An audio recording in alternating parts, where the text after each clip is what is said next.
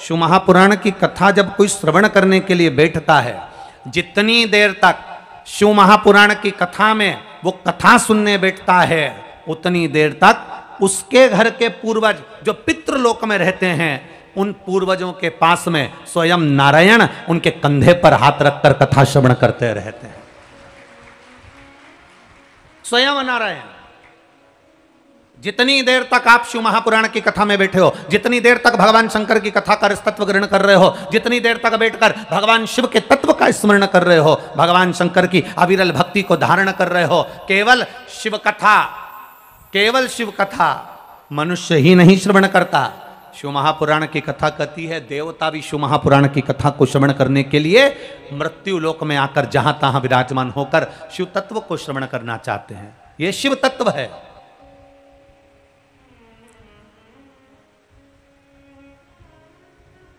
अविरल भक्ति देने वाली शिव। बखान क्या करूं मैं राखों के ढेर का, चपटी भभूत में खजाना कुबेर का। हे गंगाधार मुक्ति द्वार ओमकार तू, भोले ओमकार तू। आयो शरण तिहारी शंभु तार तार तू। कैलाश के निवासी नमो बार बार, नमो बार बार। आयो शरण तिहारी शंभु तार तार तू। बखान क्या करूं मैं राखों के ढेर का, चपटी भभूत में खजाना कुबेर का। शिव पुराण कह रही है जितनी देर तक आप बैठकर शिव तत्व को सुनते हो, जितनी देर तक बैठकर आप शिव महापुराण को श्रवण करते हो, जितनी देर तक बैठकर आप भगवान शंकर की चर्चा करते हो, उतनी देर तक नारायण बैकुंठ छोड़कर पितृलोक में निवास कर कर पितरों के कंधे पर हाथ रखकर शिव महापुराण की कथा पितृलोक में श्रवण करते हैं। शास्त्र कहता है महाराज, खेतान जी बहुत बहुत साधुवाद है।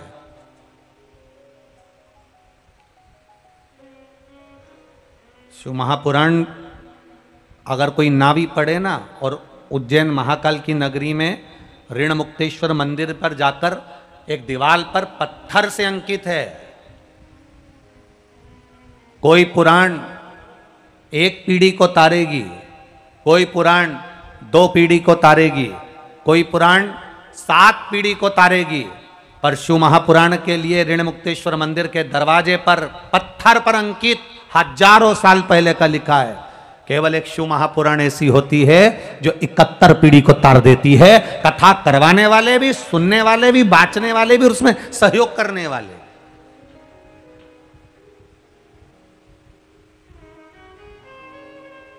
ये खेतान परिवार का सौभाग्य। इनके पूर्वज, हम तो कहेंगे जैसे बच्चा गुल्लक भरता है और उस गुल्लक में पैसा इकट्ठा करता है और गुल्लक भरने के बाद जब फोड़ता है तो कोई गिफ्ट लेकर आता है, तो खेतान परिवार के दादा परदादा माता पिता बुजुर्ग, उनके भी पिता माता, उनके भी पिता माता, और दोनों पक्ष, यहाँ ससुराल पक्ष और मायका पक्ष दोनों के कुछ पुण्य उदय हुए होंगे।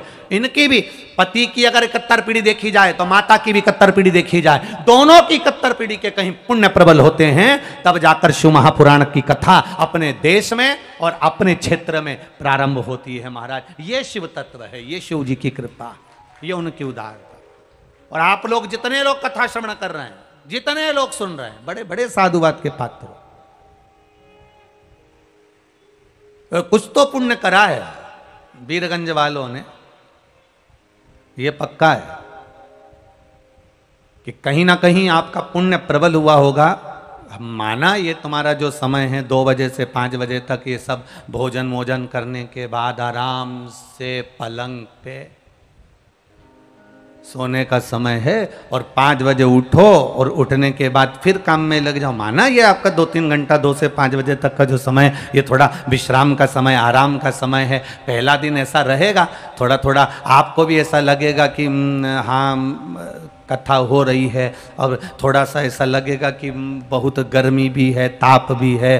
फिर भगवान भी कहता है, देखो जो अदरक होती है ना, जी जानती हो ना अदरक को, अदरक जो होती है ना, उस अदरक को जितना कूटो ना चाय में उतना स्वाद, बोलो जम के बोलो जरा, आता है। अदरक को जितना कूटोगे ना उतना चाय में स्वाद आएगा। और अदरक को कूटो ही मत, तुम बस इतना बड़ा डिगली लेके अदरक को तोड़ के और चाय में डाल दो और चाय को उका ले जाओ, स्वाद आएगा क्या? जम के बोलो जरा, आएगा? नहीं आएगा। अदरक को जितना कूटोगे चाय में उतना स्वाद बढ़ जाएगा। उसी तरह 7 दिन की शिव महापुराण में तुम भी इधर से उधर से, कोई यूं खसकाए कोई यूं खसकाए, इधर से धूप पड़ रही, इधर से जाना है, कोई कहे इधर से जाओ, कोई के उधर से जाओ, कोई के गाड़ी वहां खड़ी कर दो, कोई के वहां जाओ, और ऐसे कुटाओ मालूम पड़े अदरक की तरह, कुटते जाओ कुटते जाओ कुटते जाओ, तो ये निश्चित है 7 दिन में तुम्हें स्वाद आ ही जाएगा। ये निश्चितता है, ये आनंद की अनुभूति तुम्हें हो ही जाए।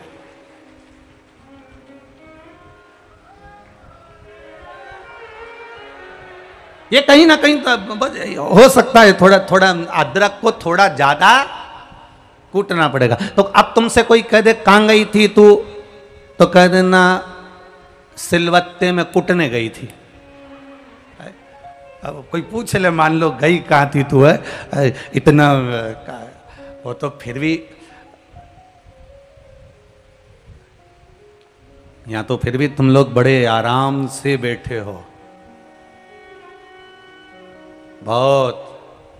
नेपाल में कथा है ना, दूसरे देश में, इसलिए तुम बहुत आराम से बैठे हो। अभी इंडिया में कथा होती ना महाराज जी, तो तब और मालूम पड़ जाता तुमको, ये वाला पाँव इस पे, ये वाला पाँव इस पे। अब फिर अदरक को टांग दो जोरदार, उधर सर, फिर इधर से मालूम पड़े पानी पी रही थी, खुद ढुल गया उस पे। अब अदरक को टांग दो, फिर उठाने के बाद उसका स्वाद। बोल बम का नारा है, बाबा एक सहारा है, सारी समस्या का हल एक लोटा जल। बस शिव तत्व को हमें जानना है, भगवान शंकर की अविरल भक्ति को। तुम मैना धन्या कला के वो लहंगे से जो चोट लगी है महाराज, वो श्रेष्ठ नहीं।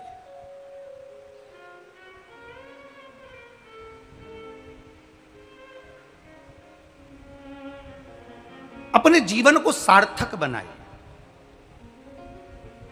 मैना धन्या कला, तुम अपने पिता से मिलने जा रही हो और संत बैठे हैं और संत के चरण पर चोट लग रही।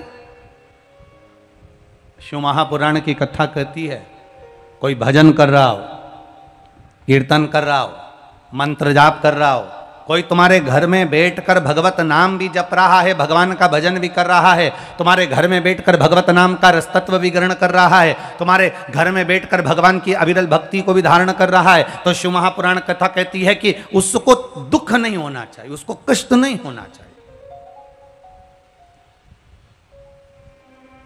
उसको तकलीफ ना हो।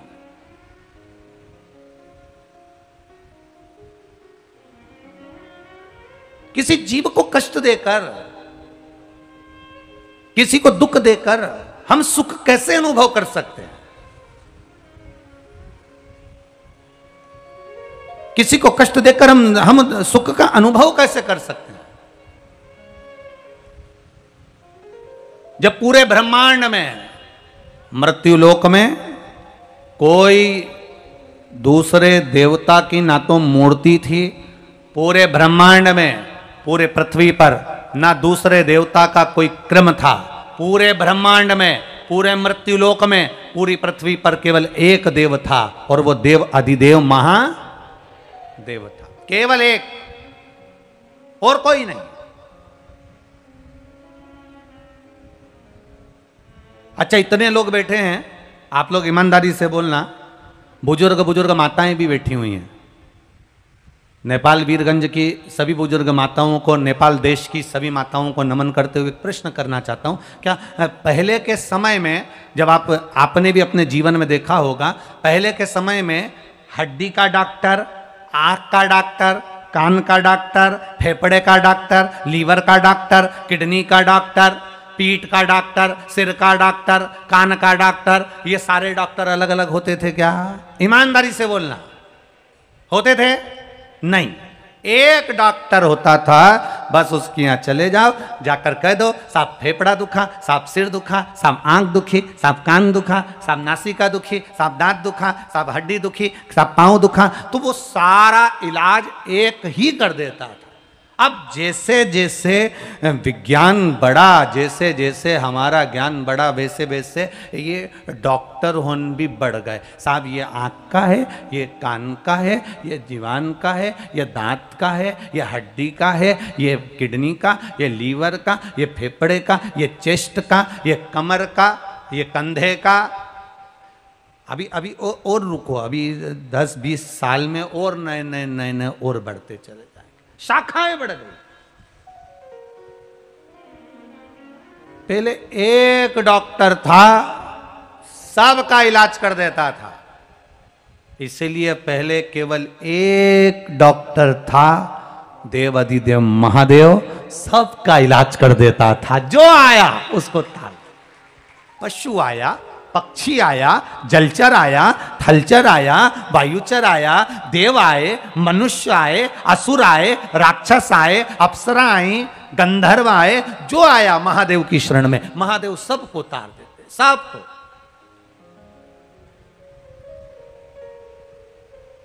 खाली न जाता कोई दर से तुम्हारे,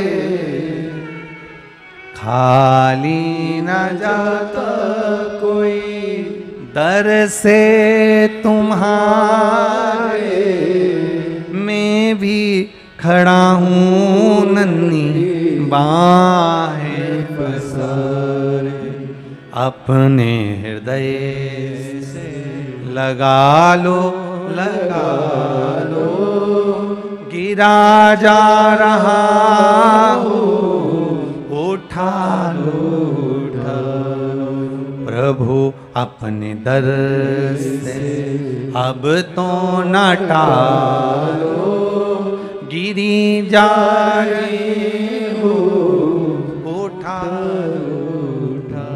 एक डॉक्टर होता था, सब इलाज कर देता था। एक महादेव होता था, सबका इलाज कर देता। एक की शरणागति। एक पत्र आया है, देखिए, बड़ा सुंदर भाव।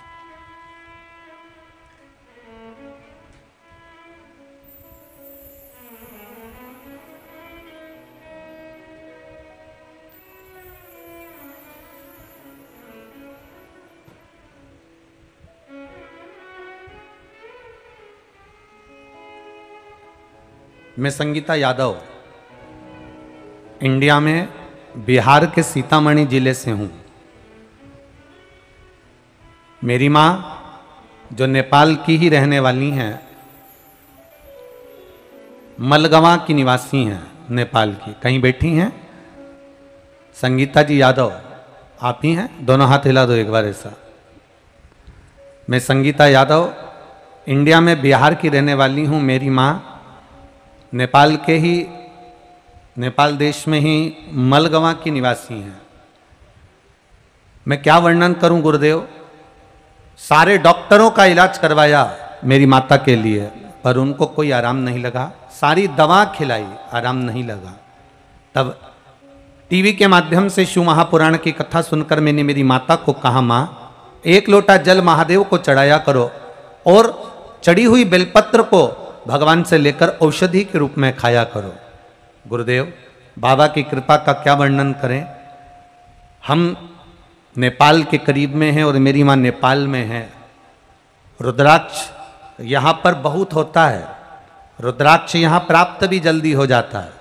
गुरुदेव फिर भी हम 26 अप्रैल 2022 को सीहोर गए और वहां से रुद्राक्ष लेकर आए। उस रुद्राक्ष को पानी में गलाते, शिव जी को चढ़ाते और उस पानी को मेरी माँ ने पीना चालू करा। आज बाबा की कृपा से मेरी माँ पूर्ण तरह से ठीक हैं, इसलिए हम यहाँ प्रणाम करने के लिए आए हैं, नमन करने के लिए। खाली न जाता कोई दर से तुम्हारे, मैं भी खड़ी हूँ नंदी बाहें पसारे। आपका किया गया तप, आपका किया गया भजन, आपका किया गया स्मरण, आपका किया गया मंत्र जाप, आपका किया गया नाम जाप खाली नहीं जाता। आज भले दुनिया के लोग भटक रहे, आज बड़े दुनिया के लोग भ्रमित हो रहे। बुजुर्ग लोग जानते हैं, एक ही डॉक्टर सारा इलाज कर देता था। पहले के लोग नहीं जानते थे कि ये अलग है कि वो अलग है। केवल एक मेरे महादेव को एक लोटा जल चढ़ाते थे, सूर्य भगवान को अर्घ देते थे और भगवान का भजन करते थे और पार उतर जाते थे। आज मनुष्य भटक रहा है, मानव भ्रमित हो रहा है, भ्रमित। अब जिस देश में रह रहे हो,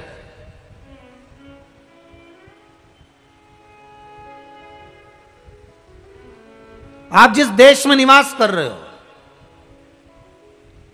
जरा विचार करिएगा कि उस देश में भगवान पशुपति नाथ रह रहे हैं। अर्थात पशुपति नाथ का क्या मतलब है? एक भगवान शिव जो पशुओं के भी देवता है, पक्षियों के भी देवता है। एक भगवान शिव जो असुरों के भी देवता हैं, देवताओं के भी देवता हैं। एक भगवान शिव अप्सरा, गंधर्व, जलचर, थलचर, वायुचर जितने हैं सबके देवा है। और हम उनकी भक्ति में रमे हुए हैं। जरा विचार करिए कितनी कृपा शिव की है। सबसे कीमत वाला शरीर है ये। कौन सा शरीर? मनुष्य का शरीर सबसे कीमत वाला है। एक किडनी की कीमत, दूसरी किडनी की कीमत किसी हॉस्पिटल में जाके मालूम करना कितना कीमत वाला है। अब तुम किसी एक साधारण जीव जंतु, चिड़िया, पशु, पक्षी को लेकर चले जाओ, उसकी इतनी कीमत मिलेगी क्या?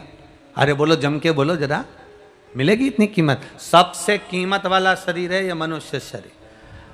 और जरा विचार करिएगा,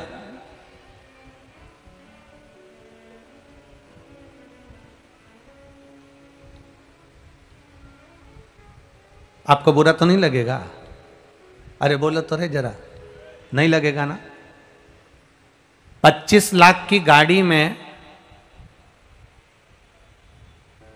डीजल और पेट्रोल नहीं डाला जाए और क्रोसिन का तेल और घासलेट डालकर चला लोगे क्या? अरे जम के बोलिए जरा, नहीं चला सकते ना? नहीं हो सकता है 50 लाख की गाड़ी, और अगर तुम्हारे 50 लाख की गाड़ी में, 60 लाख की गाड़ी में, 1 करोड़ की गाड़ी में डीजल पेट्रोल नहीं है, तो तुम क्या वो घासलेट का तेल, क्रोसिन का तेल डालकर चला सकते हो 1 करोड़ की गाड़ी? 50 लाख की गाड़ी? नहीं नहीं, मशीन बेकार हो जाएगी। नहीं नहीं, गाड़ी बेकार हो जाएगी। 50 लाख की गाड़ी है, 1 करोड़ की गाड़ी है, 70 लाख की गाड़ी है, 80 लाख की गाड़ी है, 60 लाख की गाड़ी है, 25 लाख की गाड़ी है, 5 लाख की गाड़ी है। 5 लाख की गाड़ी में भी तुम घासलेट का तेल, क्रोसिन का तेल डालकर नहीं चलाते, तो फिर ये करोड़ों की गाड़ी में आड़ा टेढ़ा सामान डाल के क्यों चलाते?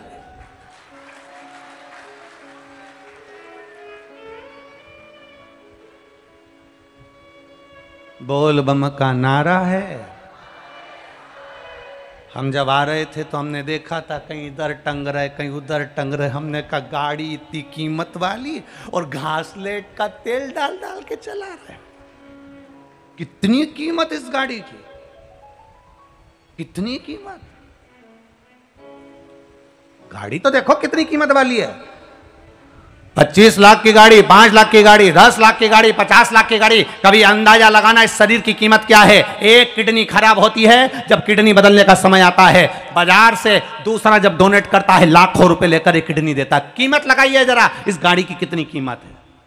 एक लीवर गड़बड़ होता है, उस लीवर की कीमत लगाइए। एक आंख गड़बड़ होती है, उस आंख की कीमत लगाइए। एक दांत बेकार हो जाता है तो दांत की कीमत लगाइएगा कि वो दांत चले गया तो आपको कितना कष्ट भोगना पड़ रहा है। शरीर के एक एक अंग की कीमत लगाइए। 50 लाख की गाड़ी को घासलेट के तेल से, केरोसिन के तेल से मत चलाओ, गाड़ी की मशीन खराब हो जाएगी। उसी तरह इस शरीर को आड़ा टेढ़ा खा के मत चलाओ, मशीन खराब हो जाएगी, बाद में दुख हो जाएगा, ये चल नहीं पाएगी। आजकल बीमारी इतनी बढ़ गई साहब, ये मशीन गड़बड़ हो गई ना तो बीमारी इतनी बढ़ गई। 15 साल के बच्चे को तो अटैक आ जाता है, हार्ट अटैक। 15 साल का बच्चा, 10 साल का छोरा, 5 साल का बच्चा, शुगर। 5-5 साल के, 8-8 साल के बच्चे को शुगर हो गई। बुजुर्ग माताओं के आंख में आज भी चश्मा नहीं है। अभी हम अगर इसी नेपाल देश की बुजुर्ग माताओं से मिले तो उनकी आंख में आज भी चश्मा नहीं है। और नई नवेली बहू इतनी डेंटिंग पेंटिंग करने वाली, और मालूम पड़े अभी भी ऐसी डब्बी में से निकाल के, और चश्मा तो आजकल लगाती नहीं क्योंकि चश्मा लगाने में उसका फैशन जाए, तो इतनी सी डब्बी में ना जाने क्या रखा रहता है, उसको निकालेगी और आंख को ऐसा फाड़ेगी। क्या बोलते जी? हाँ बस तुम समझ गए ना, कथा हो गई समझ। बस महाराज तो समझाया, तुम समझ जाओ, बस हो गया। हो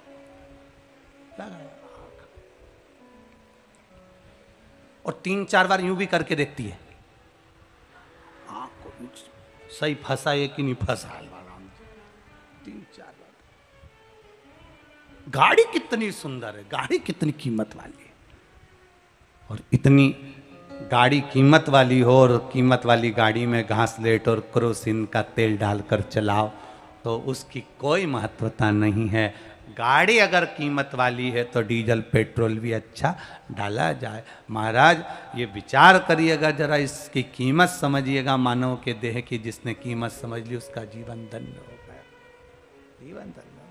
खाली न जाता कोई दर से तुम्हारे, खाली न जाता कोई दर से तुम्हारे, मैं भी खड़ी हूँ नन्ही बाहें पसारे, अपने हृदय से लगा लो गिरा जा रहा हो, उठा लो प्रभु अपने दर से अब तो न टालो, गिरी जा रही हूँ, उठा लो। शिव कथा कह रही है, भगवान शंकर का पावन चरित्र कह रहा है। इतनी कीमतवान गाड़ी का एक तत्व पहचानो, इसकी कीमत जानो।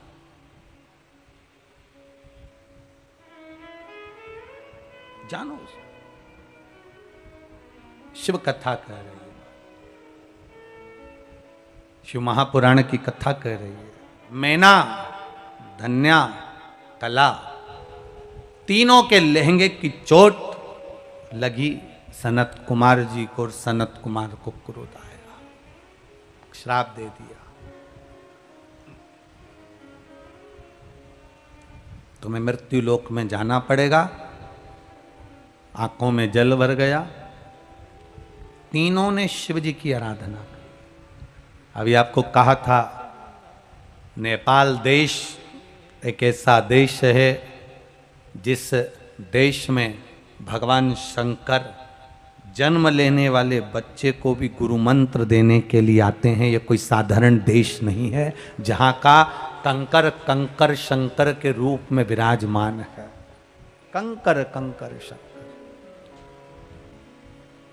जहाँ की पवित्र नदी में से भी श्री नारायण हरि शालिग्राम जी के रूप में प्रकट हो जाते हैं। कितनी पवित्र होगी वो गंडकी नदी, कितना पवित्र होगा वो कंकर शंकर का पावन आनंद, जरा विचार करिएगा। कितना पवित्र, कितना पवित्र।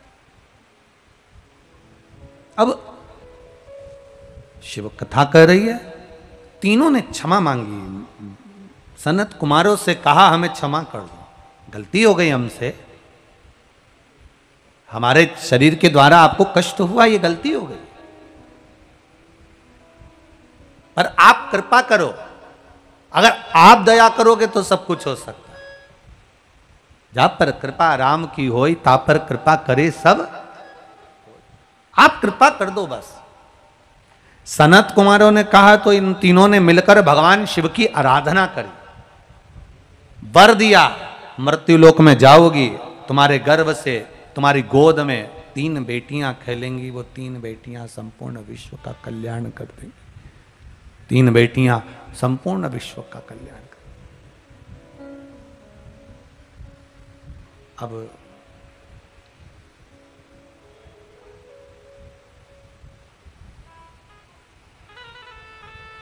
मैनावती के गोद में मां पार्वती जी है। जरा ध्यान देना, डोलेश्वर महादेव शिव महापुराण की कथा चल रही है, और आपको कहा कि भगवान शिव आकर गुरु मंत्र देते हैं नेपाल देश की इस धरा पर, तो हमको जरा गहनता में लेना पड़ेगा कि नेपाल देश की इस धरा पर देवाधिदेव महादेव के इतने मंदिर पूरे नेपाल देश में, पूरे नेपाल देश में, पूरे नेपाल देश में जितने किसी देव के मंदिर नहीं, उससे ज्यादा हैं महादेव के मंदिर पूरे देश में, पूरे नेपाल देश के अंदर। आप जहां जाओगे वहां महादेव मिल जाएंगे आपको, जहां जाओ वहां महादेव।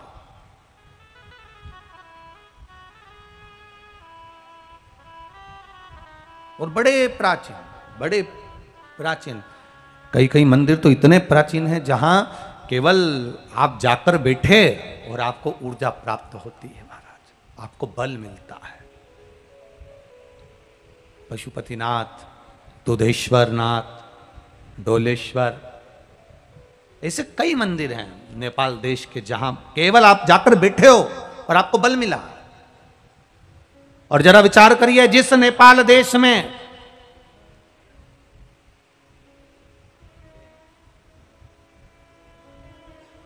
पूरे विश्व को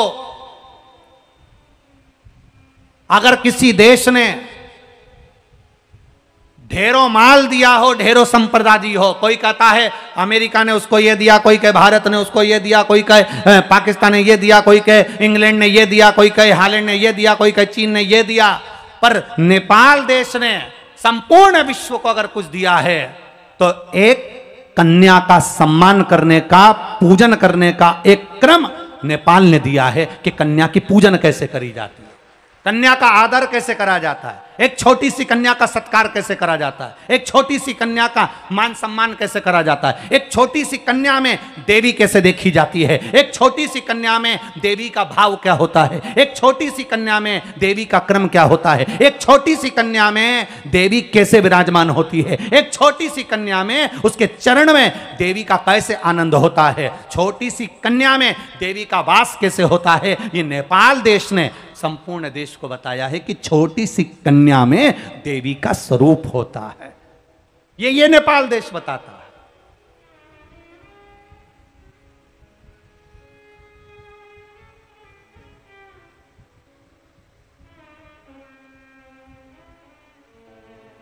एक कन्या का पूजन, एक कन्या की आराधना, एक कन्या का स्तवन, एक कन्या को नमन करना, एक कन्या के चरण पूजन करना, कन्या को भोज कराना, कन्या के चरण पूजन करना, ये हमारा नेपाल देश देता है।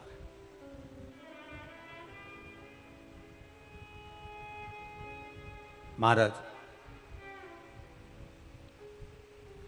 मैना, धन्या, कला 3 है। मैना जी के गर्भ से माता पार्वती, धन्या सुनैना बनी जिनकी गोद में माता जानकी जी आई हैं, कला कीर्ति बनी जिनकी गोद में राधा जी आई हैं। धन्या जो सुनैना बनी है वो धन्या कोई साधारण नहीं है।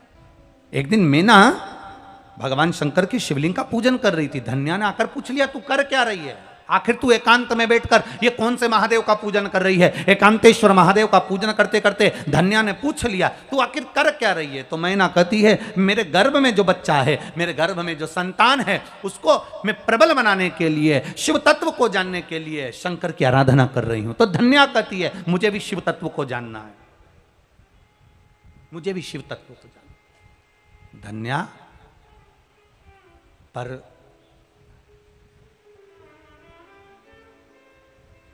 तू मृत्यु लोक में जन्म तो लेगी धन्या, पर तेरे गर्भ से संतान का सुख हो ये मैं नहीं कह सकता।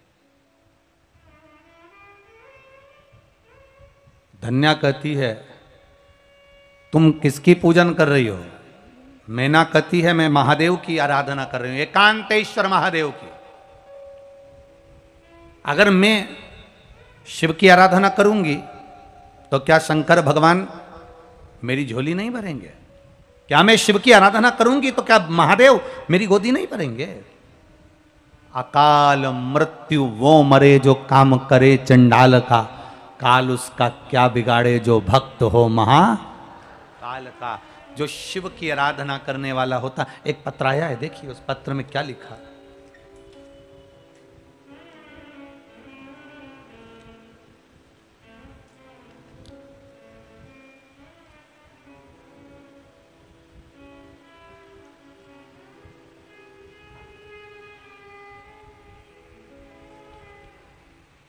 मेरा नाम कविता गुप्ता है, मैं गोरखपुर से आई हूँ। कहीं बैठी हूँ कविता जी तो हाथ हिला सकती हैं। मेरा नाम कविता गुप्ता है, मैं गोरखपुर से आई हूँ। कहीं बैठी हूँ तो हाथ हिलाइए। आप ही हैं? दोनों हाथ ऐसे हिला दो एक बार। मेरा नाम कविता गुप्ता है, मैं गोरखपुर से आई हूँ। गुरुजी, मैं बाबा की महिमा का क्या बखान करूँ गुरुदेव। बाबा ने तो हमारे लिए ऐसा कर दिया कि हम वर्णन नहीं कर सकते। गुरुदेव, जिस पशुपतिनाथ की पावन धरा नेपाल देश में कथा हो रही है, शिव तत्व को जाना है। आपने कई बार भगवान शिव की पशुपतिनाथ व्रत का वर्णन करा और उन्हीं महादेव की कृपा से ये नेपाल देश की भूमि ने आपको भारत की भूमि से खींचकर नेपाल में बुला लिया। गुरुदेव, बड़े परेशानी में जीवन चल रहा था, बेटे का जॉब नहीं था, बहुत चिंता में थे। तब शिव महापुराण की कथा को हृदय से सुना। टीवी के सामने ही बैठकर बाबा से विनती करी, ऐसी कृपा करना कि मेरे बेटे का जॉब लग जाए। गुरुदेव, हर जगह पर अप्लाई करता था पर नौकरी नहीं लगती थी, बहुत कष्टमय जीवन था। तब पशुपतिनाथ का व्रत किया, शिव की आराधना करी, एक लोटा जल देवाधिदेव महादेव को चढ़ाना प्रारंभ करा और बाबा की कृपा से मेरे बेटे की नौकरी रेलवे में ग्रुप नंबर डी में बाबा की कृपा से लग गई है। इसलिए मैं गोरखपुर से यहाँ पर कथा सुनने के लिए और प्रणाम करने के लिए। ये शिव तत्व। बैठिए बहन। हर हर महादेव। शिव तत्व को जानना। धन्या पूछ रही है, अपनी बहन मैना से पूछ रही है।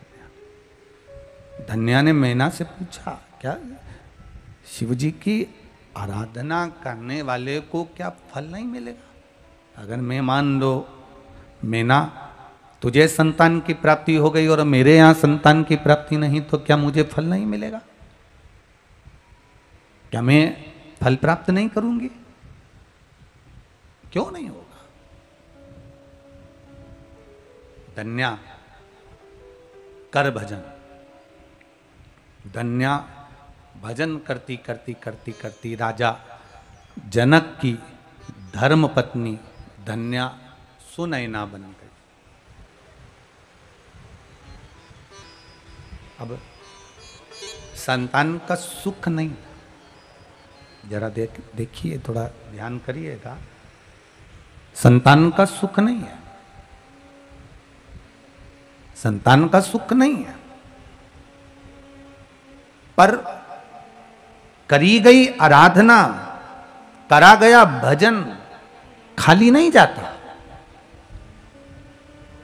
आप लोग जितने लोग भी शिव पुराण सुन रहे हैं, चाहे टीवी पर सुन रहे हो, मोबाइल पर सुन रहे हो, आस्था चैनल पर सुन रहे हो, चाहे या इस नेपाल देश की वीरगंज क्षेत्र में श्रवण कर रहे हो, आप कथा खाली नहीं जाएगी।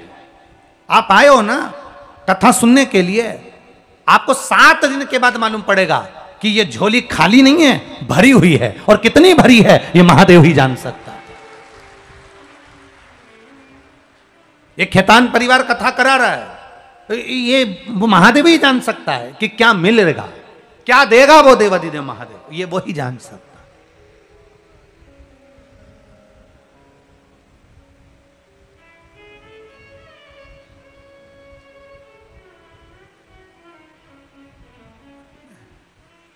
तीन घंटा 2 बजे से 5 बजे तक का समय आपने अपना सोने का समय, अपने काम का समय, कहीं जाने आने का समय सब छोड़कर आप अपना समय निकाल कर अगर महादेव को दिए हो तो महादेव भी तो कैलाश पर बैठकर अपना समय निकाल कर तुम्हारे लिए कुछ ना कुछ करेगा, ये निश्चित है।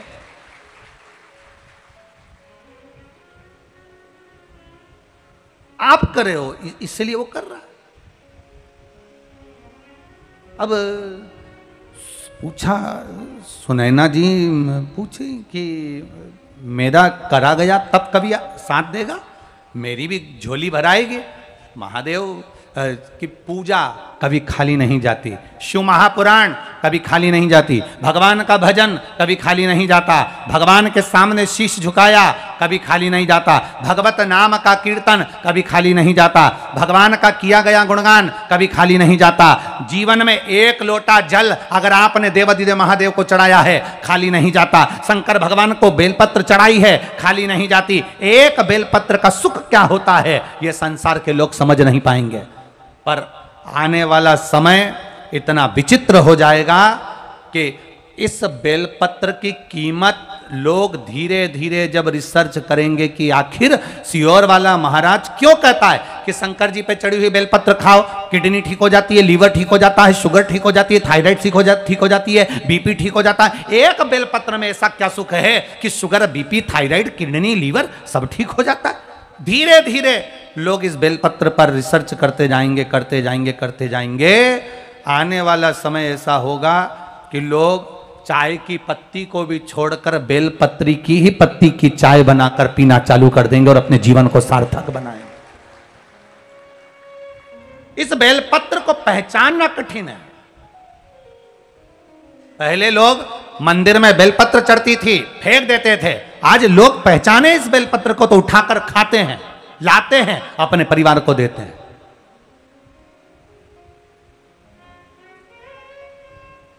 एक बेलपत्र का सुख क्या है?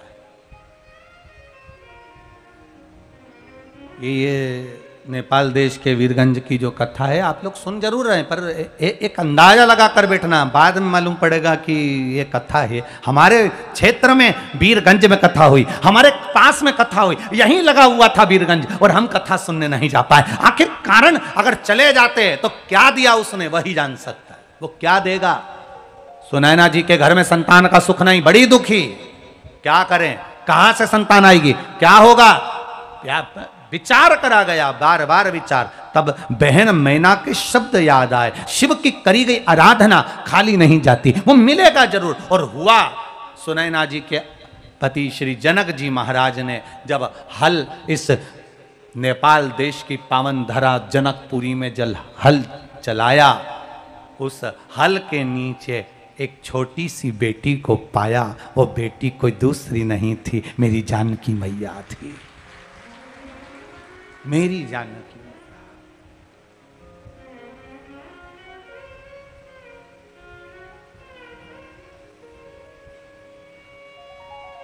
साधारण कहा, इसीलिए कहते हैं महाराज,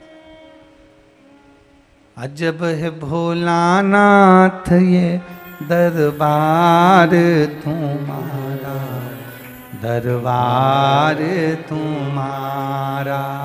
अजब है भोलानाथ ये दरबार तुम्हारा, दरबार तुम्हारा। अजब है भोलानाथ ये दरबार तुम्हारा, दरबार तुम्हारा। अजब है भोलानाथ ये दरबार सब गाइए, दरबार तुम्हारा। ओ गजब है भोलानाथ ये दरबार तुम्हारा, दरबार तुम्हारा। अजब है भोलानाथ ये दरबार तुम्हारा, दरबार तुम्हारा। भूत प्रेत नित्य करे चाकरी, सबका यहाँ गुजारा। भूत प्रेत नित्य करे चाकरी, सबका यहाँ गुजारा। अजब है भोलानाथ ये दरबार तुम्हारा, दरबार तुम्हारा। अजब है भोलानाथ ये दरबार तुम्हारा, दरबार तुम्हारा। दोनों हाथों से ताली सेवा देते हुए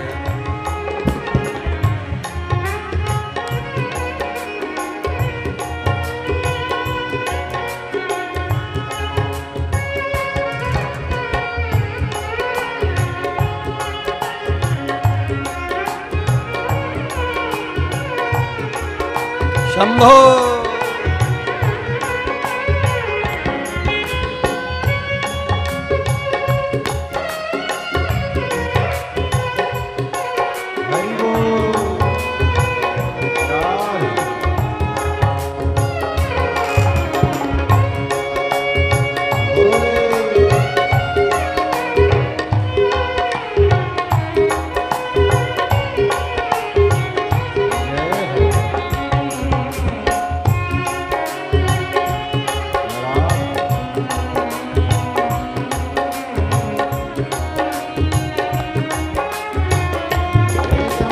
शंभो।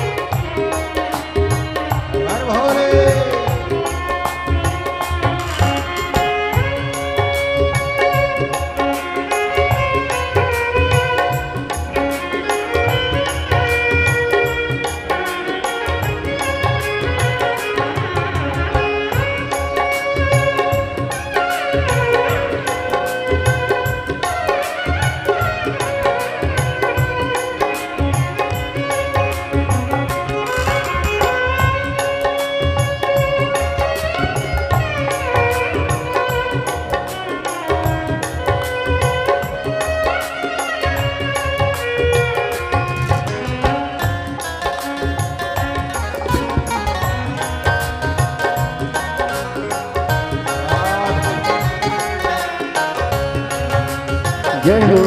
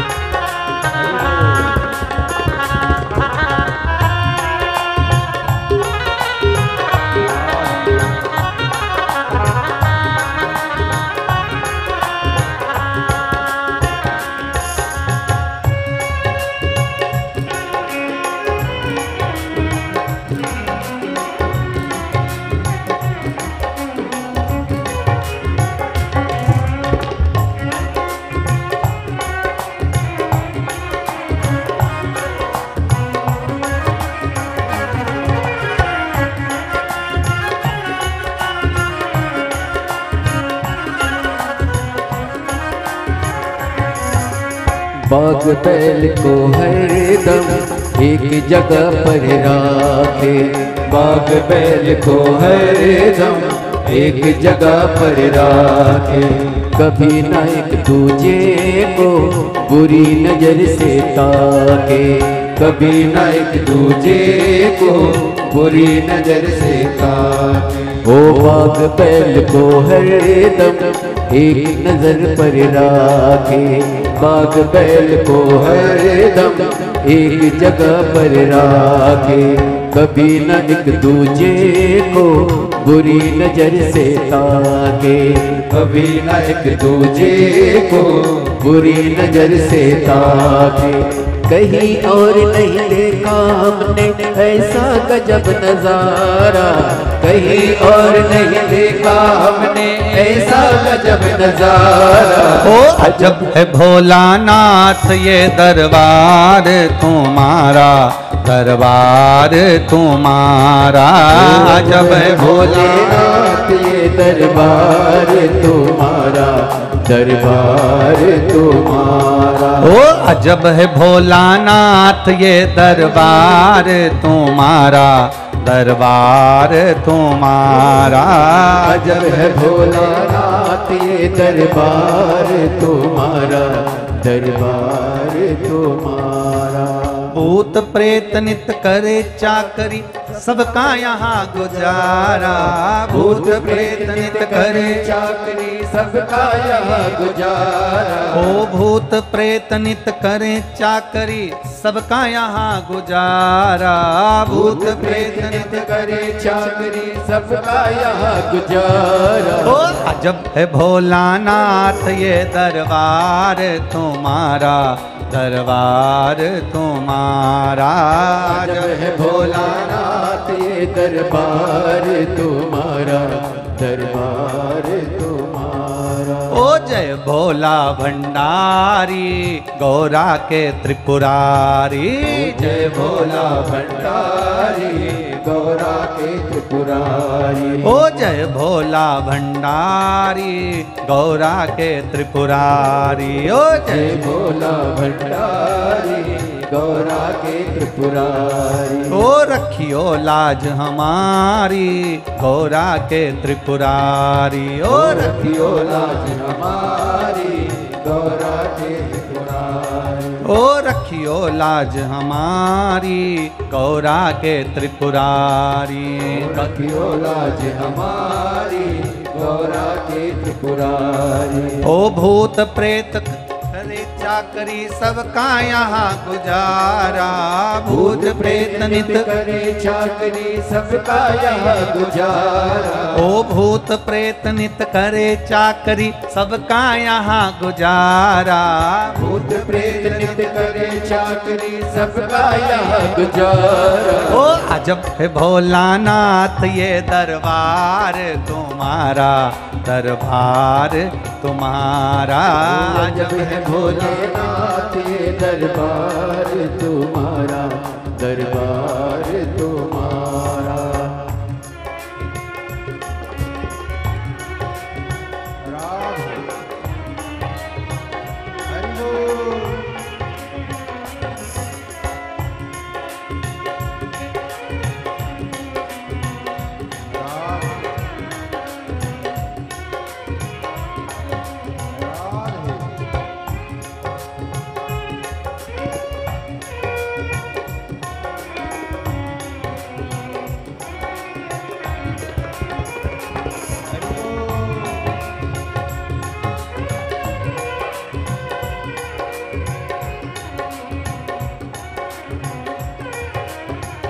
शंभो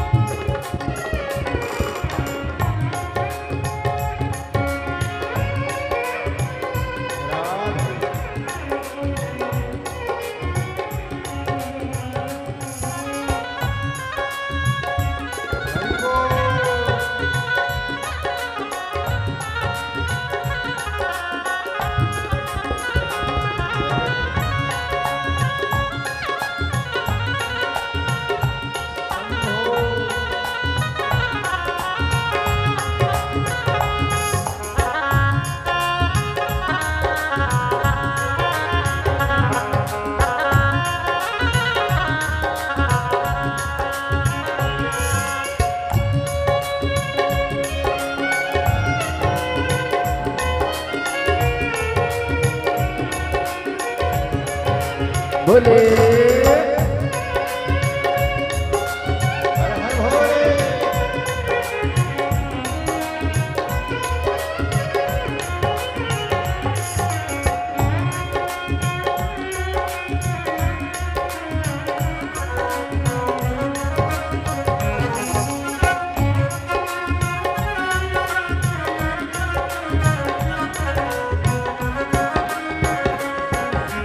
गणपति राखे चूहा कभी सर्प नहीं छुआ।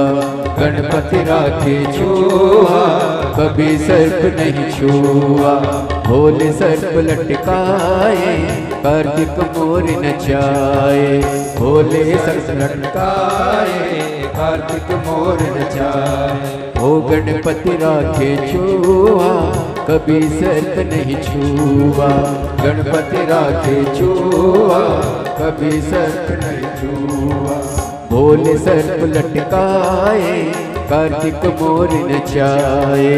भोले सर्प लटकाए कार्तिक मोर नचाए। आज का कानून नहीं है तेरा अनुशासित है सारे। आज का कानून नहीं है तेरा अनुशासित है सारे। अजब है भोलेनाथ ये दरबार तुम्हारा, दरबार तुम्हारा। अजब है भोलेनाथ ये दरबार तुम्हारा, दरबार तुम्हारा। भूत प्रेत नित्य करे चाकरी सबका यहाँ गुजारा।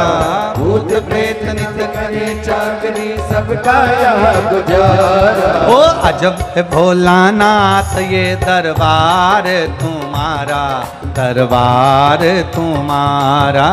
अजब है भोलेनाथ ये दरबार तुम्हारा, दरबार तुम्हारा। ओ जय भोला भंडारी गौरा के त्रिपुरारी। ओ जय भोला भंडारी गौरा के त्रिपुरारी। ओ जय भोला भंडारी गौरा के त्रिपुरारी। ओ जय भोला भंडारी गौरा के त्रिपुरारी। ओ रखियो लाज हमारी गौरा के त्रिपुरारी।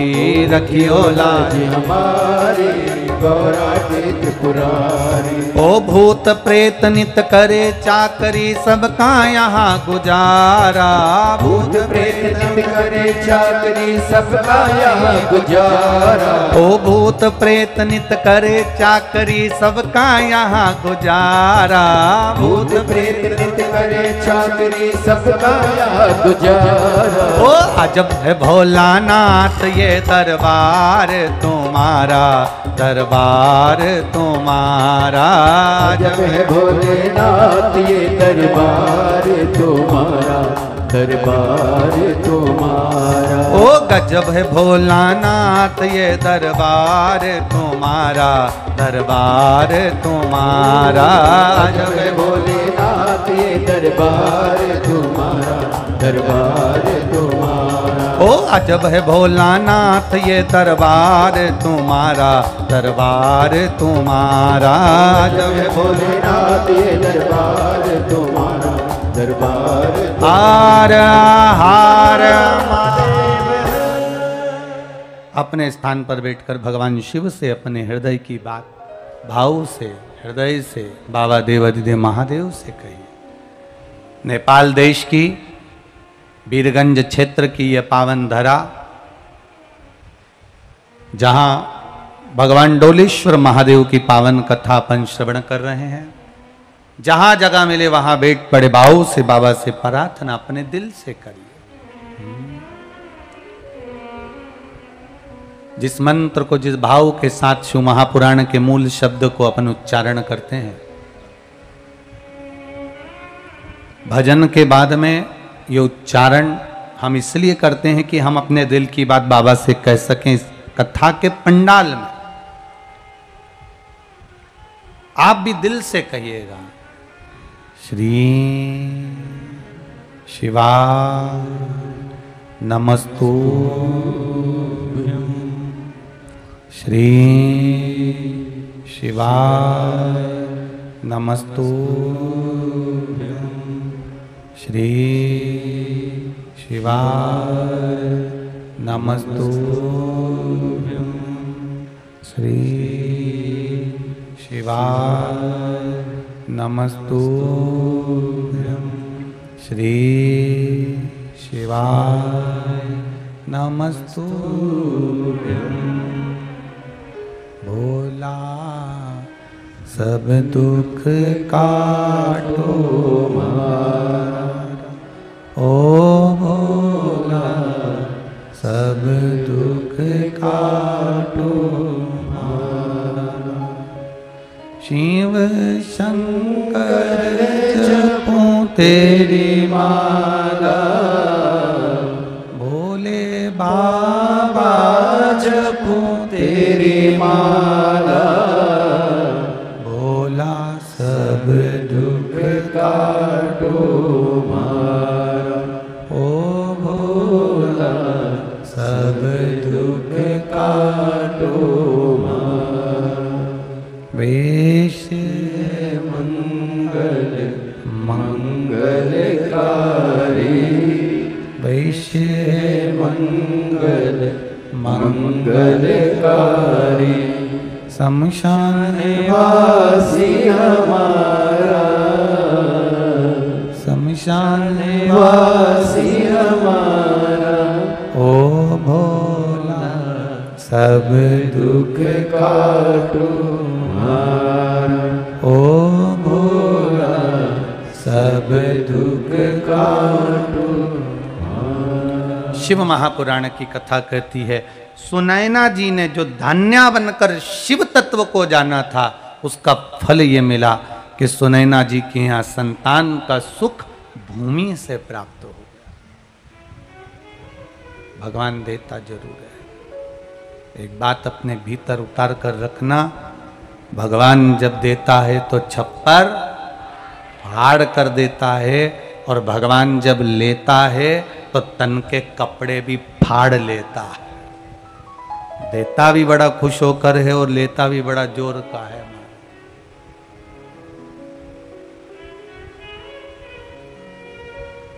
अहंकार में इतना मत फूल जाना कि हम भगवान की भक्ति ही भूल जाए।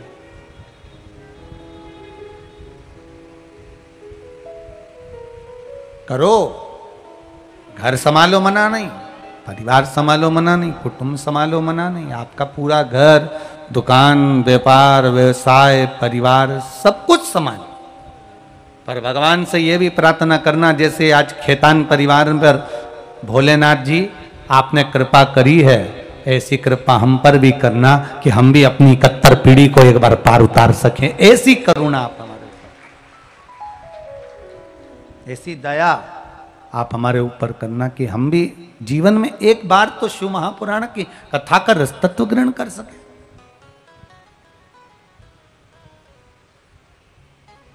संतान का सुख मिला।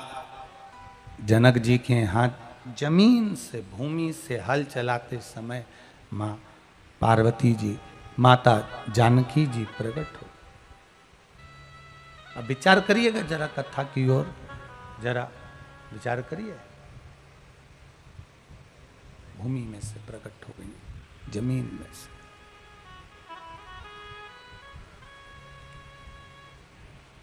लेकर आए,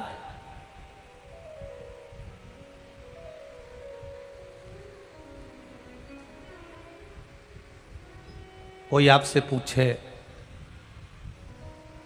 कि सीहोर वाले गुरुजी ने ये कथा कहाँ से सुनाई है, तो जानकी चरित्रमृत पृष्ठ संख्या 39, 40, 41, 42, 43, 44 और 45, जिसमें वर्णन किया गया।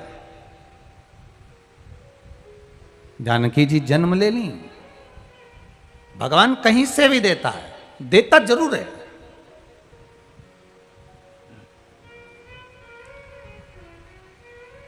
कहीं से भी पूर्ति करेगा, करेगा जरूर।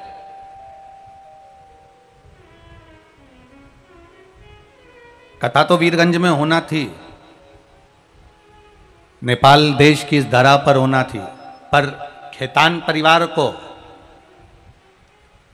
अगर देवाधिदेव महादेव ने चुना है तो कहीं आपके जो पूर्वज हैं ना खेतान जी, इनका आशीर्वाद आप लोगों पर होगा, सारे भाइयों पर होगा। इसलिए बाबा ने ये भूमि पर वीरगंज की धरा पर ये शिव महापुराण की कथा करवा दी। कहीं पुण्य होते हैं तब वो पुण्य प्रबल होते हैं, और कभी कभी ऐसा योग बन जाता है कि कथा सारा जम जाए, कथा सारी होने लगे तो कथा नहीं हो पाती। अभी हमारे यहाँ भारत के जबलपुर क्षेत्र में कथा होना थी खेतान जी, 1 तारीख से कथा थी, 1 जून से, पर परमिशन नहीं मिली, वो कथा कैंसिल हुई। अब जहां योग संजोग बाबा बनाएगा वहां वो कथा हो जाए। एक पुण्य वाला विषय, एक आनंद वाला विषय। क्षेत्र में कथा हो जाना, कथा श्रवण कर लेना एक अलग विषय। और जो पुण्य करता है ना, जो भजन करता है, उसको भगवान कीचड़ में से निकाल कर भी बाहर कर देता है। एक बड़ा सुंदर चरित्र है, एक गाय चर रही थी घास चरते चरते जंगल में गाय जब घास चर रही थी, घास चरते चरते गाय आगे गई और आगे गई और आगे गई, जाते जाते एक सिंह ने उसको देख लिया। शेर दबे पांव से सिंह पीछे पीछे आया गाय को खाने के लिए, और सिंह पीछे पीछे आया। गाय को लग गया शेर मुझे देख रहा है, सिंह मुझे देख रहा है, शेर मुझे खा जाएगा। गाय भागी, शेर उसके पीछे भागा। भागते भागते गाय ने सोचा अब मैं थक गई हूं, कहां जाऊं। सामने की देखा एक बड़ा सारा तालाब था, उस तालाब में गाय अंदर कूद गई।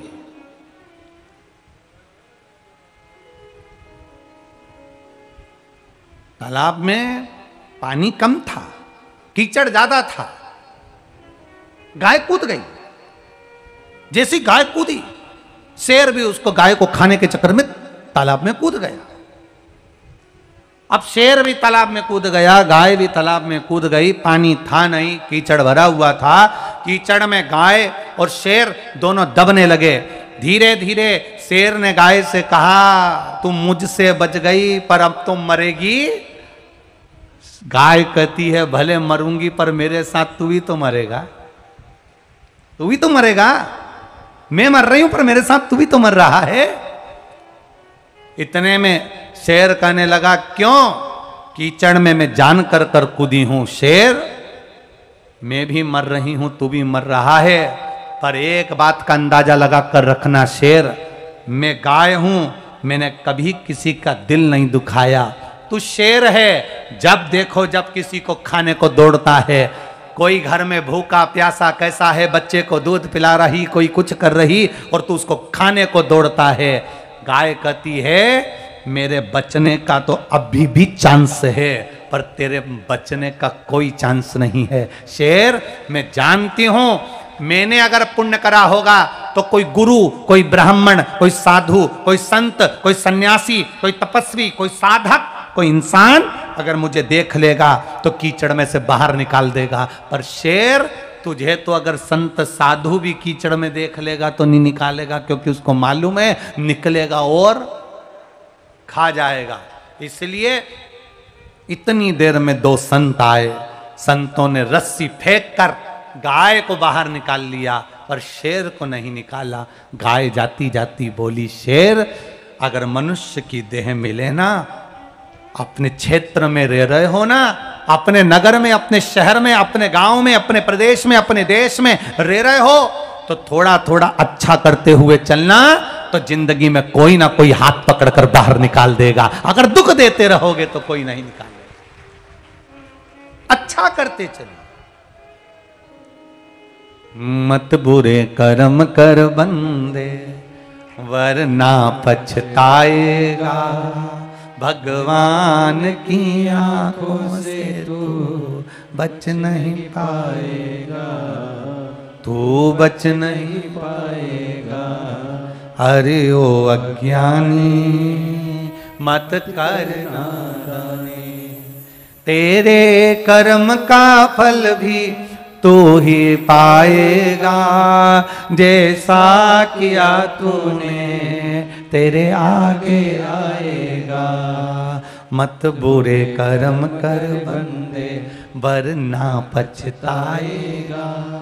भगवान की आंखों से तू बच नहीं पाएगा। तू बच नहीं पाएगा। सीधी सीधी भाषा में बोल दें तो तेरा क्या होगा कालिया, होगा क्या? आप जैसा कर्म करोगे वैसा आपको भोगना है। गाय को बचाने वाला कोई है? आप सत्कर्म करते रहो, भजन करते रहो, कीर्तन करते रहो, अपने परिवार को चलाओ, मना नहीं, परिवार को पालो, मना नहीं, परिवार को संभालो, मना नहीं, पर अच्छे कर्म करते करते संभाल, अच्छे कर्म करते करते चलो, अच्छा होगा ये निश्चित है। जिन सुनैना जी के यहां संतान का सुख नहीं था, उन सुनैना जी के घर में भगवान की कृपा, जानकी मैया पृथ्वी से प्रकट हो गई। जानकी मैया पृथ्वी से प्रकट हुई। मां जानकी के पृथ्वी से प्रकट होते समय, प्रकट होने के बाद जानकी चरित्र वर्णन करता है कि सीता जी गोदी में आ गई और मां जानकी जनक जी ने ले जाकर माता सुनैना जी की गोद में दे दिया। पर सुनैना जी की गोद में जाने के बाद जानकी मैया रोए जाएं, रोए जाएं, रोए जाएं, चुप्पी नहीं होती है। सुन लो नेपाल देश वालों,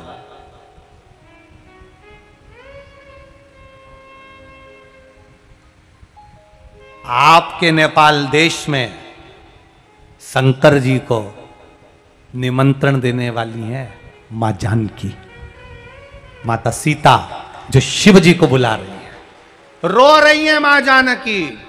जिस दिन से पृथ्वी से प्रगटी है मां जानकी, इस जनकपुर में, इस नेपाल देश के अंतर्गत मां जानकी का जब जन्म हुआ, एक पिटारी में से जब प्रकट हो गई, हल चलाते समय जनक जी को प्राप्त हो गई, रोए जाए, रो रहे।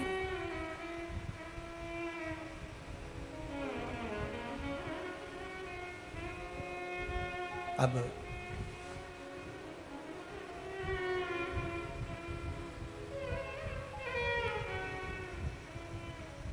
बहुत चरित्र पर ध्यान देना। राम जी जन्मे थे तो रोए नहीं थे, और सीता जन्म ली तो रोना चालू कर दिया। जरा देखिए, राम जी जन्म लिए तो रो नहीं रहे, नहीं रो रहे तो कौशल्या जी कह रही है, माता पुनी बोली सोमति डोली, तजऊ तात यह रूपा, की जैसी सुलीला, अति प्रिय शीला, यह सुख परम अनुपा, सुनी बचन सुजाना, रोदन ठाना, होई बालक सुरभूपा।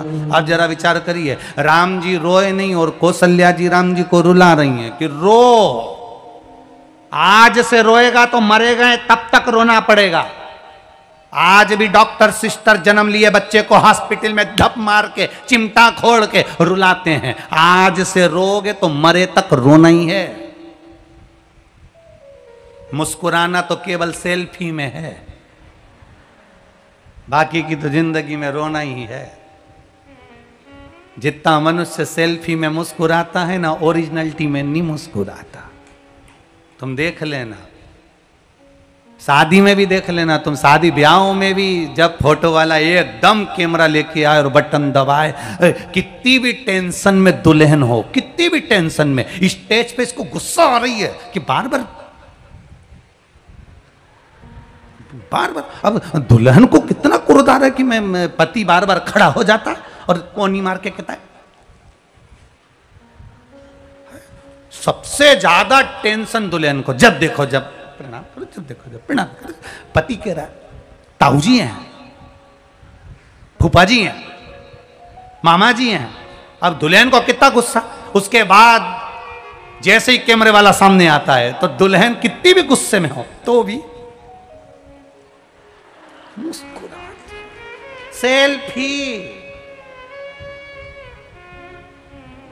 अभी एक खेतान जी का बेटा, वो कृष्णा, हमको लेकर आ रहा था गाड़ी में, तो कहा गुरुजी प्लीज एक सेल्फी। हमने कहा रे ओ कृष्णा, हम तेरे को जान गए हो, तू वृंदावन छोड़ के वीरगंज आ गया हो, समझ में आ गया। तो अब अपन गाड़ी में आते आते कथा सोच रहे हो, कथा का स्मरण कर रहे हो, और मालूम पड़े ये कि सेल्फी, इतनी देर में तो मुस्कुराना तो पड़ेगा। नहीं मुस्कुराओगे सेल्फी कर। निवेदन शिव महापुराण की कथा से आप पूरे राष्ट्रवासियों से, पूरे देशवासियों से, जो जहां सुन रहा है उससे, कि सेल्फी में जितनी स्माइल आपके चेहरे पर रहती है, प्रयास करना, ये मनुष्य की देह बहुत छोटी है, कब जाना पड़ जाए, जिंदगी में मुस्कुराते रहना, जीवन में मुस्कुराते रहना, हंसते रहो, प्रसन्न रहो, मुस्कुराइए। शिव कथा कह रही, शिव महापुराण का चरित्र कह रहा है। जानकी जी रो रही हैं। राम जी रोए नहीं थे जन्म के समय पर, माता ने रुलाया था। माता पुनि बोली सोमति डोली तजऊ ताती रूपा, की जय शिशुलीलाति प्रियशीला यह सुख परम अनुपा। सुनी वचन सुजाना रोदन ठाना, राम जी को कौशल्या मैया रुला रही है।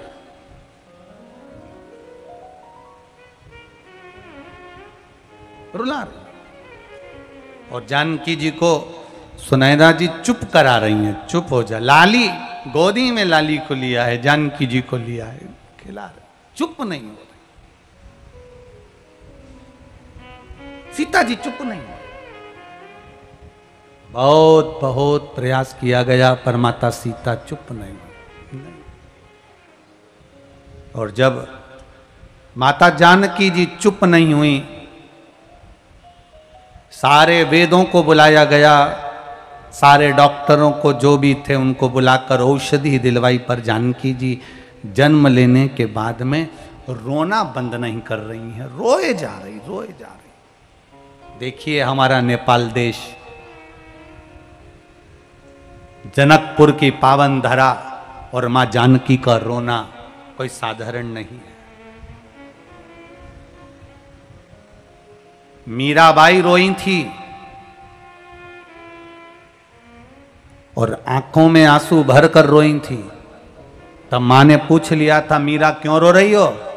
मीराबाई ने कहा था, मां मेरे रोने का कारण केवल इतना है, सामने घोड़ी पर चढ़कर दूल्हा जा रहा है, डोली में बैठकर दुल्हन जा रही है, तो मीरा तू क्यों रो रही है?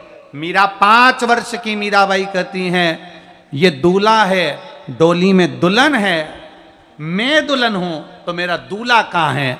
तो मां ने एक लकड़ी की भगवान कृष्ण की मूर्ति मीराबाई के हाथ में दे दी थी और कहा, ये तेरा दूल्हा है, ये तेरा पति है। मीरा ने उस दिन भगवान कृष्ण को अपना पति मान लिया था और दिन रात सेवा में लीन रहती थी। इतनी लीन मीराबाई, इतनी लीन हो गई, इतनी लीन हो गई कि जहर का प्याला भेजा, अमृत हो गया, सांप का पिटारा भेजा, फूल की माला बन गई, सिंह के सामने ले जाकर खड़ा कर दिया, सिंह देखकर चले गया, खोलते अग्नि, तेल, बावड़ी, कुएं, तालाब सारे प्रयोग करे गए, पर मीरा के प्राण नहीं गए, क्योंकि मीरा भगवान कृष्ण से लगन लगाकर बैठ गई।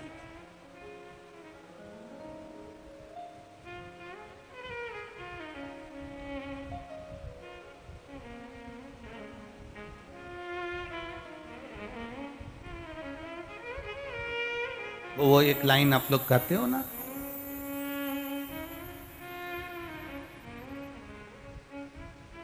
मंदिर जाती मीरा ने, अरे मंदिर जाती मीरा ने, सांवरिया मिल गयो रे,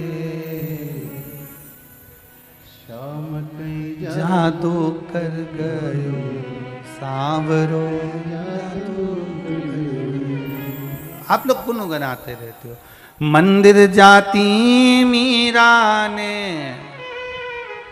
अरे मंदिर जाती मीरा ने, सांवरियो मिल गयो रे, श्याम कहीं जादू कर गयो रे, शाम कहीं जादू कर गयो रे, शाम कहीं जादू कर गयो रे, शाम कहीं जादू कर गयो रे। घर छोड़ा वने द्वार छोड़ा, प्रभु का द्वार अपनाया, घर छोड़ा वने द्वार छोड़ा, प्रभु का द्वार अपनाया।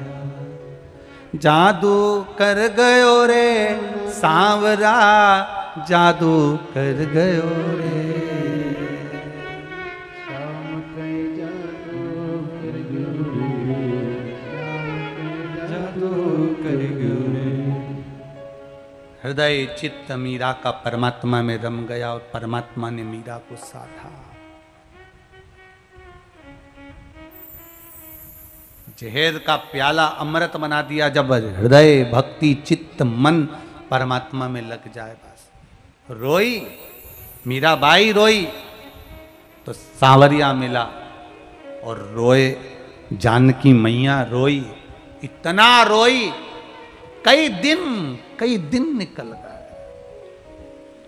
कई दिन जानकी जी चुप्पी नहीं हुई।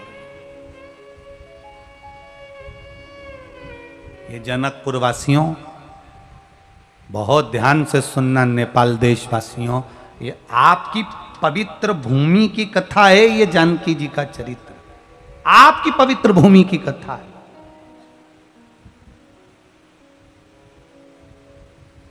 कितना तप होगा मां जानकी की माता सुनैना का, जिनकी गोद में जानकी जी सीता जी आई हैं। कितना शिव की आराधना करी होगी माता सुनैना ने, जो जानकी जी को पाया। और जानकी जी ने कितनी शिव की आराधना करी होगी कि देवाधिदेव महादेव कैलाश छोड़कर नेपाल देश में आया। जरा विचार करिएगा, कितनी शिव की आराधना करी होगी कि वो कैलाश छोड़कर यहां पहुंच गया। रो रही हैं सीता जी, रो रही हैं जानकी।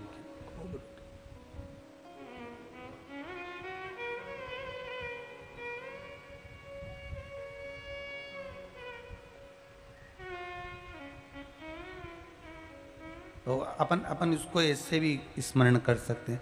भोला कहीं जादू कर गयो रे, भोला भोला कहीं जादू कर गयो रे, भोला कहीं जादू कर गयो रे। मंदिर जाती मीरा ने सांवरियो मिल गयो रे, मंदिर जाती मीरा ने। कोई खड़ा नहीं होगा नाचने के लिए, ठीक है? अभी एक लाइन गाएंगे, वापिस कथा चालू कर दें। अब तुम लोग खड़े हो जाते हो तो 2-3 लाइन गाना पड़ती है। मंदिर जाती मीरा ने सांवरियो मिल गयो रे, मंदिर जाती मीरा ने सांवरियो मिल गयो रे। शाम कहीं जादू कर गयो रे, शाम कहीं जादू कर गयो रे, शाम कहीं जादू कर गयो रे, शाम कहीं जादू कर गयो रे, शाम कहीं जादू कर गयो रे, शाम कहीं जादू कर गयो रे, शाम कहीं जादू कर गयो रे, शाम कहीं जादू कर गयो रे। मंदिर जाती मीरा ने सांवरियो मिल गयो रे, मंदिर जाती मीरा ने सांवरियो मिल गयो रे। ओ मंदिर जाती मीरा ने सांवरियो मिल गयो रे, मंदिर जाती मीरा ने सांवरियो मिल गयो रे। शाम कहीं जादू कर गयो रे, शाम कहीं जादू कर गयो रे, शाम कहीं जादू कर गयो रे, श्याम कहीं जादू कर गयो रे। ओहो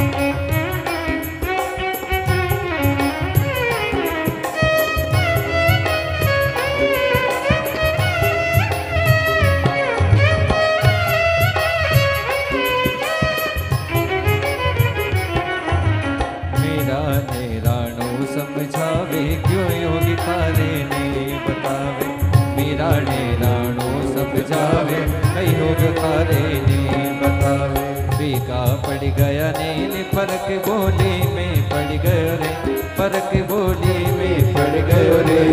मेरा जादू कर गयो रे, शाम कहीं जादू कर गयो रे, शाम कहीं जादू कर गयो रे, शाम कहीं जादू कर गयो रे। मंदिर जाती मीरा ने सांवरियो मिल गयो रे, मंदिर जाती मीरा ने सांवरियो मिल गयो रे। ओ मंदिर जाती मीरा ने सांवरियो मिल गयो रे, मंदिर जाती मीरा ने सांवरियो मिल गयो रे। शाम कहीं जादू कर गयो रे, शाम कहीं जादू कर गयो रे, शाम कहीं जादू कर गयो रे, शाम कहीं जादू कर गयो रे, शाम कहीं जादू कर गयो रे, शाम कहीं जादू कर गयो रे, शाम कहीं जादू कर गयो रे, शाम कहीं जादू कर गयो रे, शाम कहीं जादू कर गयो रे, शाम कहीं जादू हार हार। बड़े भाव से अपने आनंद के साथ बाबा से प्रार्थना।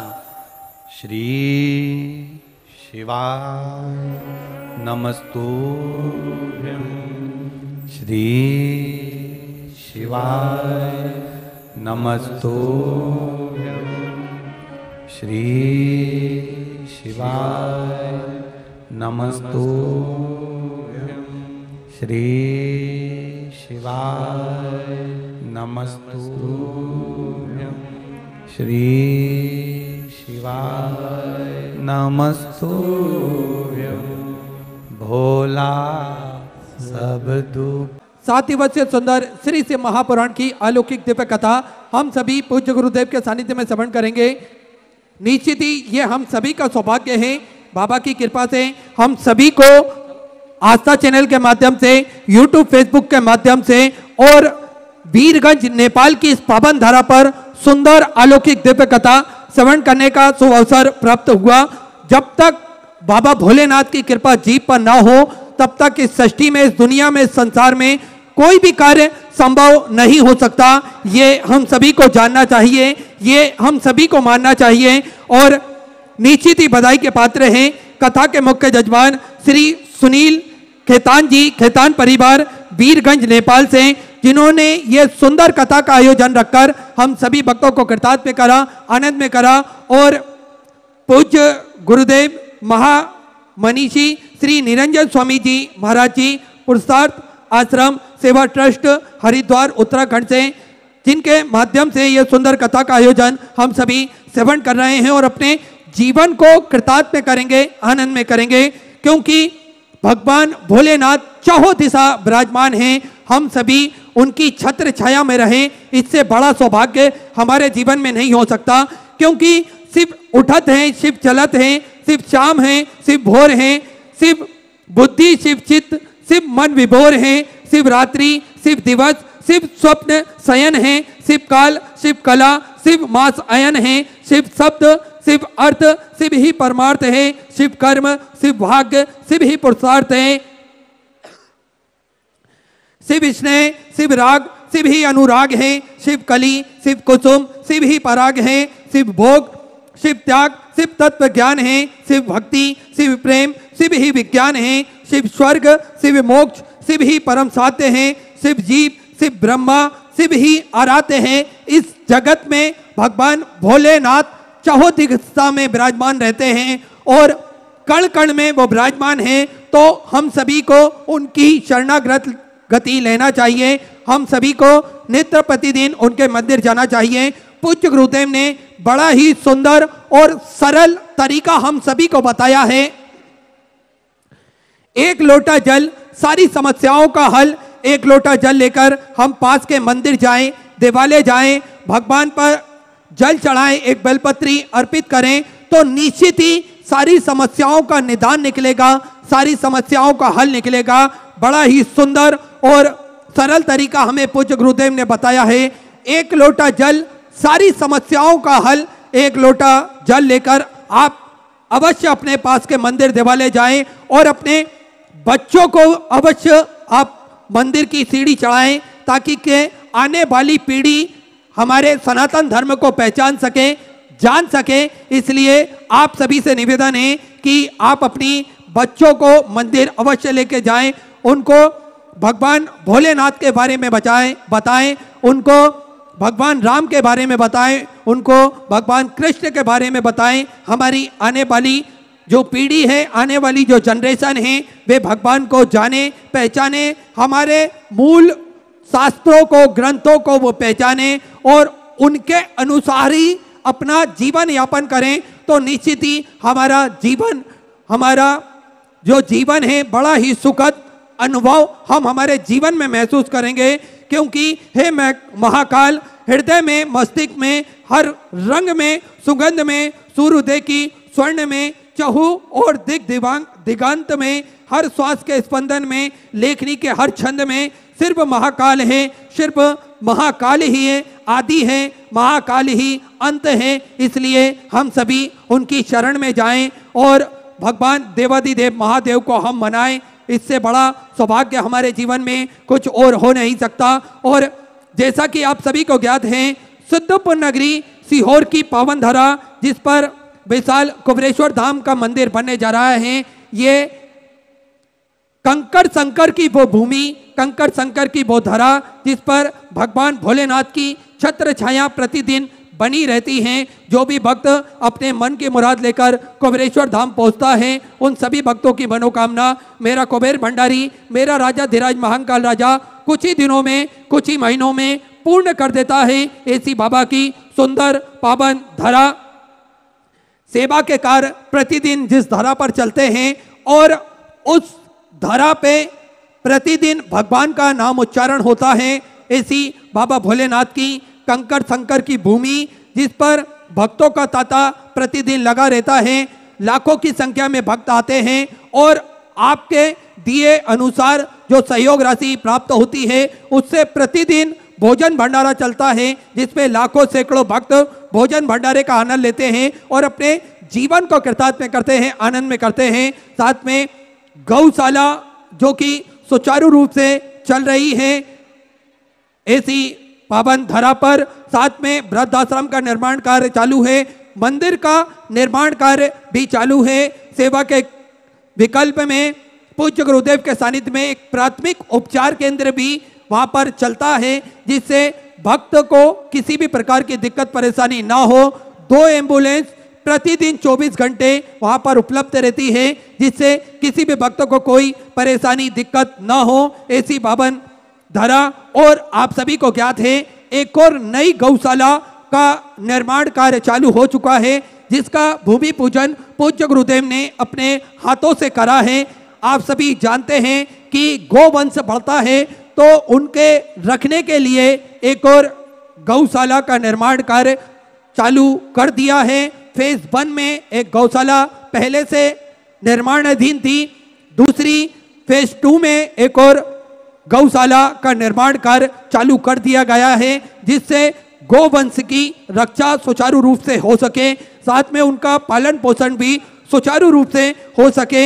ऐसा बाबा का धाम सेवा का क्रम प्रतिदिन चलता है, आप सभी को ज्ञात है, और आपके दिए हुए सहयोग से ही ये सारे कार्य चालू रहते हैं। और इसी क्रम में जिन दानदाताओं ने, जिन भामाशाहों ने मंदिर, गौशाला, वृद्धाश्रम, अन्य क्षेत्र में अपनी सहयोग राशि प्रदान करी, उन सभी पावनशाली पुण्यशाली दानदाताओं के नाम साथ में आप सभी को ज्ञात हैं 251 कमरों की एक विशालतम धर्मशाला बनने जा रही है।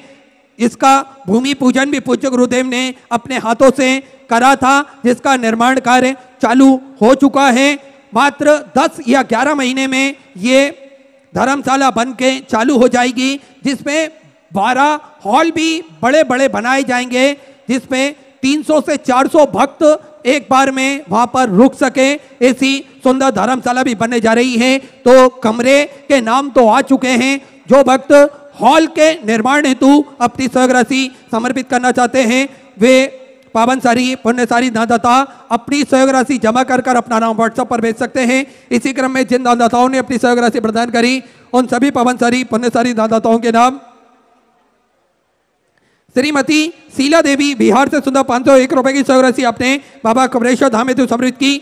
रामकृष्ण जी शर्मा कानपुर उत्तर प्रदेश से 2101 रुपए स्वर्गीय गीता बाई जी की स्मृति में सुंदर 500 रुपए की स्वर्गीय समृद्ध की स्वर्गीय इंद्रपाल जी तिवारी की तरफ से सुंदर 500 रुपए की समृद्ध की स्वर्गीय उषा जी तिवारी की स्मृति में सुंदर 500 रुपए की समृद्ध की रेणु देवी नालंदा बिहार से सुंदर 1101 रुपए, लूनी देवी पटना बिहार से सुंदर 2101 रुपए की समृद्ध की, केशव जी बंसल जयपुर राजस्थान से सुंदर 1101 रुपए की समृद्ध की, सुभाष सिंह जी उदयपुर राजस्थान से 500 रुपए, अनीता अर्जुन जी शर्मा गंगापुर सिटी से सुंदर 1111 रुपए की समृद्ध की, मधु जी ठाकुर दिल्ली से सुंदर 2001 रुपए, हतील सिंह जी चंद्रावत की तरफ से 2001 रुपए की समृद्ध की, गौरव जी ढाल की तरफ से रोहतक हरियाणा सुंदर 500 रुपए, इंद्रेश जी की तरफ से गुरुग्राम हरियाणा सुंदर 500 रुपए की समृद्ध की, छाया चौकसे की तरफ से इंदौर मध्य प्रदेश से 1001 रुपए की समृद्ध की, भीमा भाई तुलसीराम जी की तरफ से औरंगाबाद महाराष्ट्र से सुंदर 500 रुपए, सेल कुमारी जी भदोही से सुंदर 500 रुपए, सोनी कुमारी जी बिहार से सुंदर 500 रुपए, कैलाश सिंह जी जयपुर राजस्थान से सुधा 500 रुपए, कुमार जी अग्रवाल छतरपुर मध्य प्रदेश से 1841 रुपए की समृद्ध की, बाली जी तलेकर की तरफ से औरंगाबाद महाराष्ट्र से सुधा 500 रुपए, कविता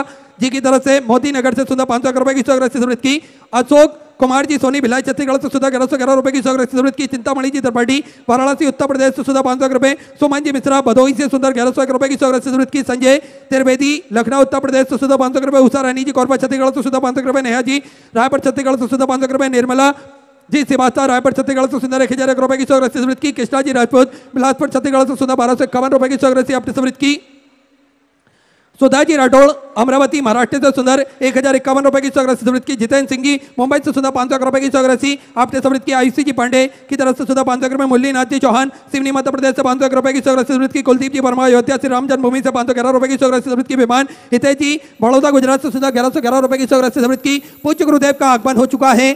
कथा का प्रथम दिवस तो पोथी का